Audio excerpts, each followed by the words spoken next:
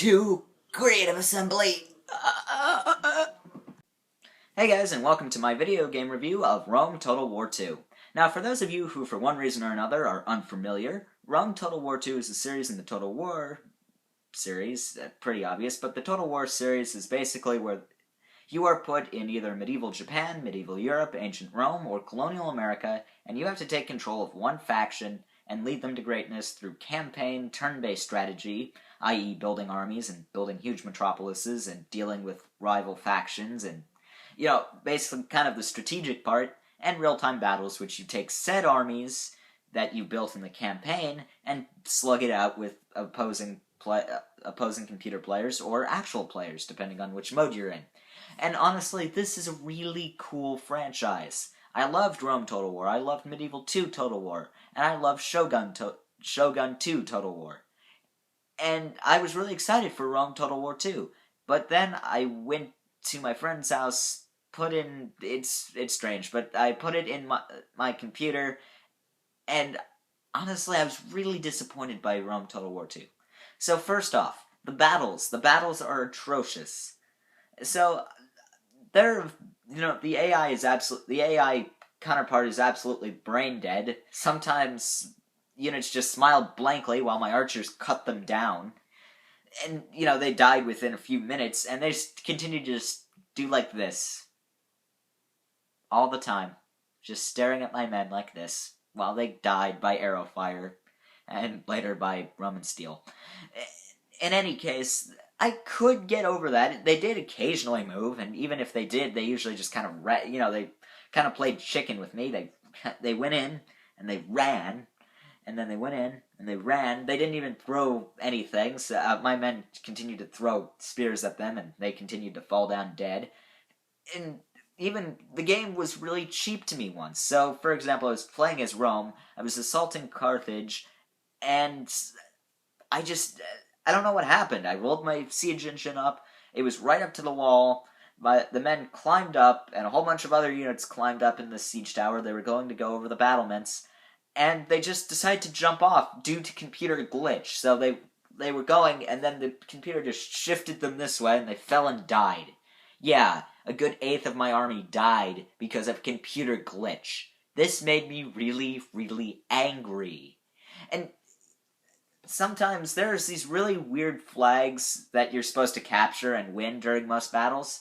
And I understand that for a siege battle, but there should be one flag in the middle of the whole city that you have to fight your way through there. But no, they're all over the city, so you could just hold this really weird arbitrary point and still win the game within 30 seconds. And the worst part is, even in open field battles, not anywhere near a city, there are still flags you can capture to automatically win the game. So, even if tens of thousands of men are battling for their lives somewhere like halfway across the battlefield map, if one stupid unit sits on a flag for 30 seconds, they win. It doesn't matter what the battle outcome is, they still win. That really annoys me, and I'm willing to bet it will annoy most Total War fans. The campaign was just kind of obnoxious. The AI was absolutely brain dead. Even, it was brain dead in battles and it was brain dead in the campaign. I never got war declared on me, even if I played it on the hardest level. And you declare war most of the time, and the AI just send little 3-man units to go and assault your cities, and that's like committing suicide with their units. Instead of consolidating their power in one larger army that I actually would have to fear and actually have to bring my army back to counter, they just send little units to commit suicide missions.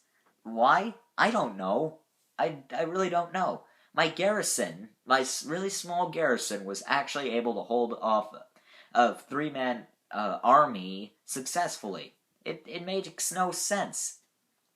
The UI has been streamlined so much, it's actually starting to affect the strategic play. I can't find anything, at least without really searching for it and taking a few minutes like, oh, wait, how's my public order doing? Wait, hold on. Wait. Oh, okay. What? What? Wait. Wait. Okay. How is that going up or down? What? Oh, okay. It took minutes to find the information I needed when it usually just took seconds in Rome Total War. And it becomes so streamlined. Like I said, the unit face is pretty, basic. It tells you basic information, but you have to go searching for the really hard information, and that annoys me to no end. And I swear, okay, Creative Assembly, I now speak directly to you. If you are getting absolutely whipped by Sega, and also Sega, I'm speaking with you now, I guess. And that's, if you are whipping Creative Assembly to complete a game every 2 years, even if they say that that's not nearly enough time to create a complete game, then so help me God, I and every Total War fan will go and make sure that Creative Assembly is completely privately funded so they can create actual good quality games. This is just, don't mess with them, alright? The less control that you have on them, the better. And it's just, I don't know where to start. I guess in summary, the battles are ridiculous. They turn into mosh pits when, giant undisciplined mobs. And, there are really arbitrary capture points that don't really work. The unit collision is way off. The diplomacy is still as broken as ever. The AI is absolutely brain dead. Multiplayer is really bare bones. It desyncs so often that my computer ended up crashing multiple times, and it lags so much. It feels like a beta test. It feels like they didn't even bother beta testing this. And I mean, for 1 month of time, if you let people who will do this for free, bear in mind, test the game and absolutely wreck the game to see if they can find any way to break it and then fix it, this could have been the greatest game in the past. This may be a contender for greatest game of this decade. But no, we get stuck with this really weird game that feels like it got stripped of everything. Oh, and this is kind of a side note, the DLC, it has to stop. So, for example, the Greek City-States pack is $8. $8 to play as Athens, Sparta, Epirus, or various other Greek city-states, which all people want to play because, Spartan, if you get Sparta, you will win. If you saw 300, you will know that you will win. And it costs $8 to play as Sparta. That's ridiculous. This isn't even limited to Rome Total War 2. This is for all video games. I do not like DLC, alright? I prefer a whole game rather than little pieces of a game. Alright? So, all in all, I will say that this game did have some good points too. And most of those were this unit camera that drops down so that you can see all your unit, you can move around in the unit, and you can see what they're seeing. It's not terribly tactical, but it does make things more human.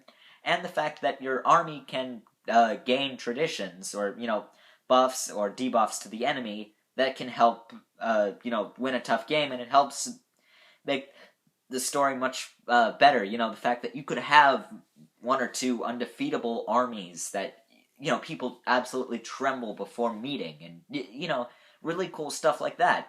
Those are the features that should continue, but everything else feels like it got stripped, and they didn't even bother beta testing it. So, like I said, I will say that you should probably just get Shogun 2 Total War and not bother with Rome Total War 2 at all. And I'm terribly sorry to say that, because I do like Creative Assembly. I'm starting to not like Sega. I think they're starting to turn into EA here. Forcing their people to come out with a game every 2 years, even if they say that's not enough time. So, and there's a whole lot of stuff I left out of this review, and I might even do a full review if I have enough time. But right now, that's just the basics, so get Shogun 2 Total War, don't get this game. Anyway, like, comment, subscribe. See you guys later.